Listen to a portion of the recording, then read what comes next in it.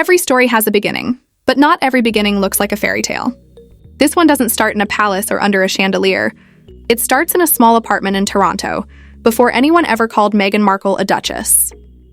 Before the tabloids, before the royal titles, there was a woman trying to climb the ladder one smile at a time, while quietly rewriting the story of her own life. Between 2015 and 2016, whispers say Meghan Markle was living two lives. One was public, red carpets, charity panels, that perfect television smile from Suits. The other was private, a life built behind closed doors, where charm and ambition blurred into something far more deliberate. From a distance, she was just another actress with dreams bigger than her city. But up close, people who knew her sensed she was already connected to something far beyond Hollywood, something she wasn't ready to name yet. Long before the royal headlines, there was Trevor Engelson. He wasn't just her husband, he was her anchor, her biggest believer. He helped her find roles, paid for acting reels, told friends she was the one. But one morning, without warning, a small box arrived at his doorstep. Inside were Meghan's engagement ring and wedding band. No note, no explanation. Just silence. That was how she ended it. Quietly, surgically, like closing a scene that no longer served the plot. By 2015, Meghan had already left that chapter behind and built a new life in Toronto. A new home. A new man. Corey Vitiello, the charming local chef who thought he'd found forever. They moved in together, shared friends, and talked about marriage. To everyone around them, Meghan seemed peaceful for the first time. She cooked, smiled, hosted small dinners. But those closest to her noticed a strange restlessness, like she was living in a waiting room between two worlds. Friends said Meghan often spoke about wanting something more. Not more love, more meaning, more power, more status. And that desire, quiet but burning, was about to set her life on fire. Late that year, Meghan landed a small Hallmark movie called The Dater's Handbook. It was supposed to be a light romantic comedy, a woman torn between two men. But what nobody realized was that off-camera, art was starting to imitate life. Her co-star, Christopher Polaha, later recalled that she'd often talk between takes about the man she was seeing back home. "He's a great guy," she told him once, "but I'm not sure he's it." Polaha had laughed and told her, "Then go find yourself. Be free." Weeks later, his phone buzzed. It was Meghan again. A text, "I took your advice. I broke up with him. I'm free now." But she wasn't chasing freedom. She was chasing transformation. Every scene, every smile on set, every subtle tilt of her head, Meghan was refining a skill she'd soon use in a much higher arena. The empathy, the timing, the calculated vulnerability. By the time that film wrapped, she wasn't just an actress anymore. She was preparing for her biggest role yet, one that would change royal history. To the crew, Meghan Markle seemed happy, radiant even. But the truth was far more intricate. The timeline didn't line up. According to close friends in Toronto, she hadn't actually broken up with Corey Vitiello when she said she had. They were still living together, still attending events, still posting sweet moments on social media. In one photo from a wedding trip to Iceland that winter, she's seen beside Corey laughing, toasting, completely at ease, like two people in love. But beneath that polished calm, Meghan was already writing her exit plan. Sources in Toronto later said she'd begun expanding her circle, attending events, reaching out to influencers and mutual friends who moved in elite British circles. One of them reportedly had quiet connections to Prince Harry. That Iceland trip wasn't just a vacation. It was a farewell.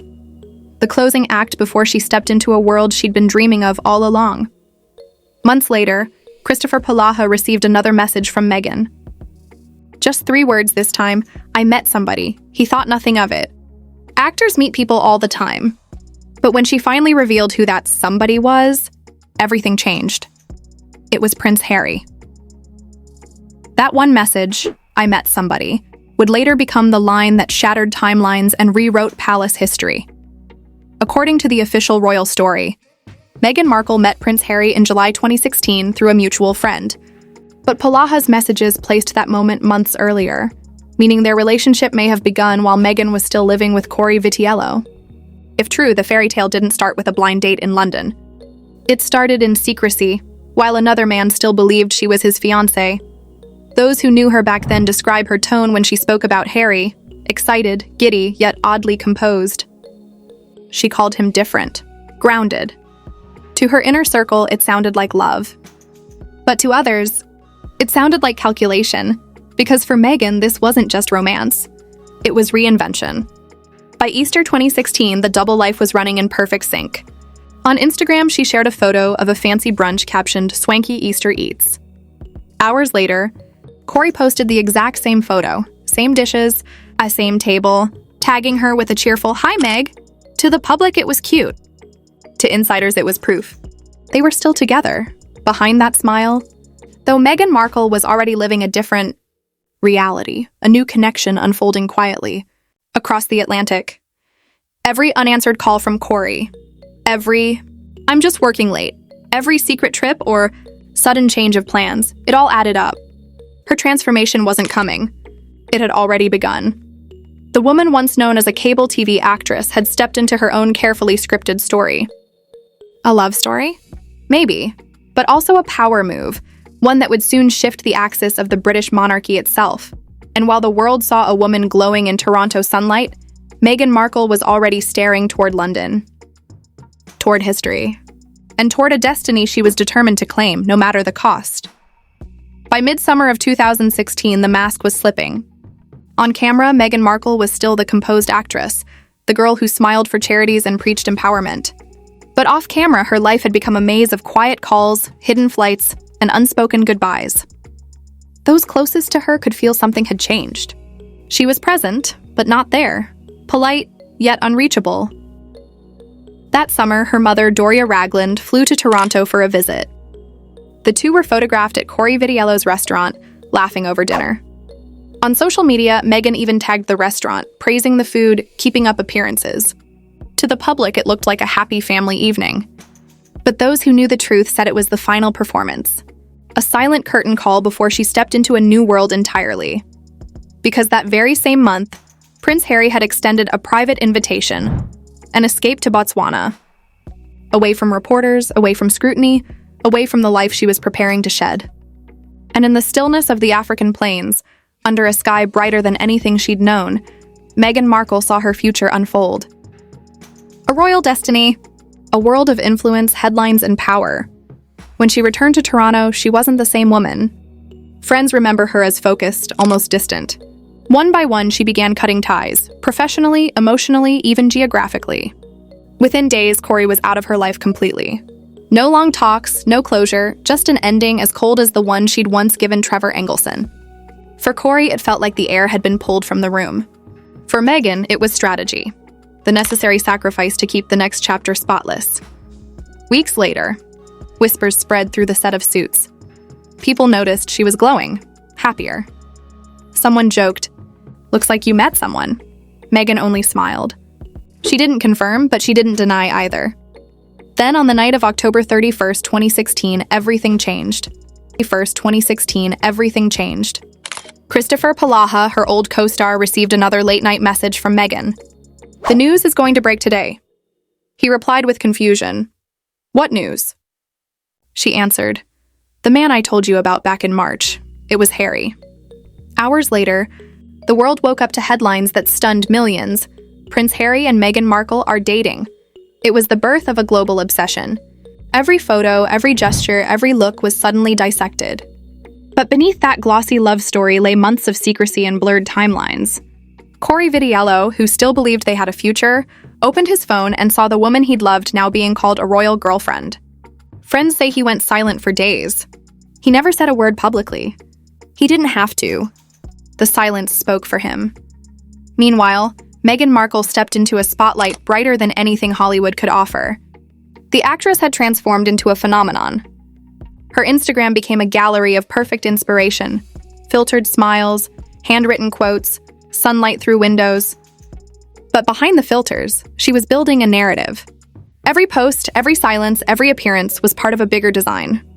By early 2017, her past began to vanish. Old friends stopped hearing from her. Trevor Engelson refused all interviews. Corey deleted photos. Even her once close circle, Jessica Mulroney, Nikki Pretty, and a handful of others, withdrew from public comment. Not because they were silenced. Because they were embarrassed. They had trusted her. believed her. And suddenly she was unreachable, standing beside a prince, untouchable and untold. Those who knew her before the palace called it the vanishing. A quiet erasure of everything that didn't fit the royal script. Behind the gates of Kensington, Meghan Markle became the woman she'd imagined years earlier, admired, envied, unstoppable. But the whispers didn't stop. Some said she'd mastered every room she entered. Others said she'd mastered everyone in it. By November 2016, the official narrative had been polished to perfection. A blind date set up by friends, love at first sight, and a whirlwind romance that swept a prince off his feet. It sounded poetic. It looked pure. But those who had known her timeline knew the cracks. The introductions weren't blind. The connections weren't random. Behind the scenes, every thread had been woven long before the story ever reached the press. One royal insider even claimed the real matchmaker wasn't Marcus Anderson, as tabloids reported, but Princess Eugenie, a quiet ally who had met Meghan years earlier through charity circles. Whether truth or rumor, one thing was undeniable. Meghan Markle had turned reinvention into an art form. Every word she spoke in interviews felt measured, rehearsed, like an actress protecting a scene she couldn't afford to reshoot. And yet, for a time, it worked. The fairy tale soared. Engagement, wedding, worldwide celebration. The girl from Los Angeles had married into history. But every rise leaves echoes, and hers carried the voices of those left behind. In Toronto, Corey Vidiello rebuilt his life quietly. In Los Angeles, Trevor Engelson remarried and stayed silent. Neither ever spoke of her again. But insiders said their silence wasn't indifference. It was dignity, the only defense against becoming another headline in her story. Years later, when cracks began to form in the royal marriage, when interviews turned confessional and public opinion shifted, people started to look back. To re-examine the pattern, to ask questions that once seemed too uncomfortable. Was this truly a love story? Or was it a strategy that outgrew its plan? Because every chapter of Meghan Markle's rise came with a cost. Broken friendships, vanished allies, reshaped truths. The transformation had been complete. But the collateral was real. A former friend once said, "She doesn't burn bridges. She builds new ones right over them." And maybe that's what made her unstoppable. Every loss became leverage. Every ending became an opening. By the time the world saw her walk down that royal aisle, everything before that moment had already been erased, edited, refined, repackaged into the perfect introduction: American actress marries Prince Harry. But somewhere, on an old phone in Toronto, those messages still exist. I met somebody. The news is going to break today. Proof of how carefully every domino was placed before the world ever watched them fall. And now, as years pass and the marriage trembles under the weight of headlines and silence, one question lingers like a shadow across the crown. Did Meghan Markle truly fall in love with Prince Harry? Or did she simply fall in love with what his name could make her become? Because if the whispers are true, she didn't just marry into royalty. She studied it, mastered it, and turned it into her greatest performance. Every fairy tale hides a cost. And this one? It may have cost more hearts than the crown could ever count.